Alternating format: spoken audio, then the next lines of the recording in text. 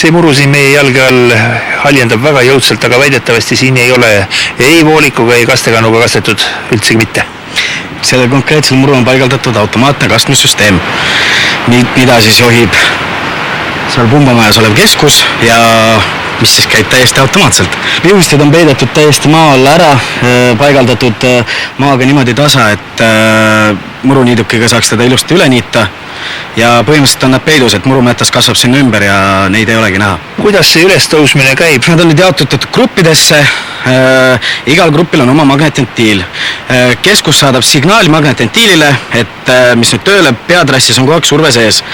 Magnetventiil päästab vee läbi ja läheb vihmutite juurde surve ja surve tõstab nad konkreetselt ülesse. Ja kui keskus enam seda signaali edasi ei saada, siis surve langeb ja vihmutid lähevad maa sisse tagasi. Miks see selline gruppidena on tehtud? Vihmutitel on nüüd kindel veehulk, mida nad kastmiseks vajavad. Et need konkreetsed vihmutid, mis on siis kõige suuremad, mida me koduhoovidele paigaldame, nendel on vaja kuskil 17 liitrit minutis. Ja kuna pumba veetootlikkus on ja survetootlikkus on piiratud, siis tuleb nad jaotada gruppidesse. Vihmutit saab paigaldada maja ääres on näiteks see, et vasta maja viskaks pannakse vihmuti täiesti maja äär ja ta saab panna sektorisse viskama. Ehk siis kui läheb maja nurka 270 kraadi, maja külje peale 180 kraadi ja neid vihmutit saab üldse reguleerida 30–360 kraadi.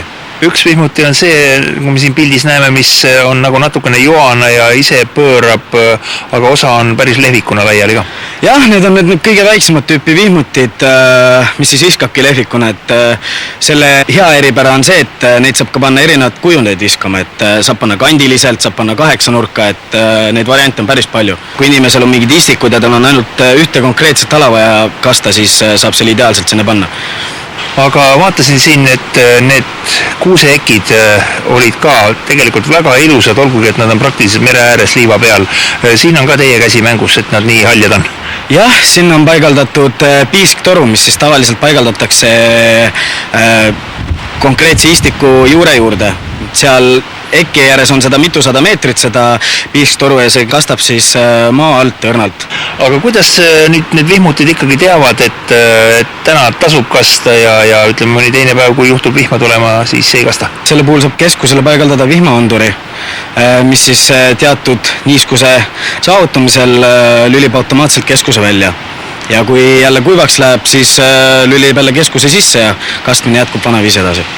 Millal üldse on õige aeg selle süsteemi projekteerimiseks ja paigaldamiseks? Kui ehitatakse uut maja, siis tuleb ta siis paigaldada, kui see üldine haljastus seal tehakse, aga kui on seal vana muru olemas olev, siis saab teda labidaga niimoodi kaevata, et ma tõstan need vanad mättad sealt korralikult kõrvale ja panen oma toru alla ja tõstan need mättad tagasi ja pind läheb mõne nädalaga juba nii ilusaks ja seal ei ole pärast enam mitte midagi märgata, et oleks kaevatudki. Kui kaua võtab aega ühe aia nii-öelda korda tegema teie vaatevinkist? Kui seal on nüüd kõik mullad asjad veetud, ehk siis mingit probleemi ei teki, siis paigaldab tegelikult kastmissüsteemi 1 päevaga ära. Kui seal on varem pumbad ja asjad paigad, kui on seal ka vaja pumpasid asju paigaldada, siis 2 päeva kuskil. Mõni internetilehekülg ka on teil? Jah, kastmissüsteemide kohta saab lugeda internetileheküljelt www.talvest.ee.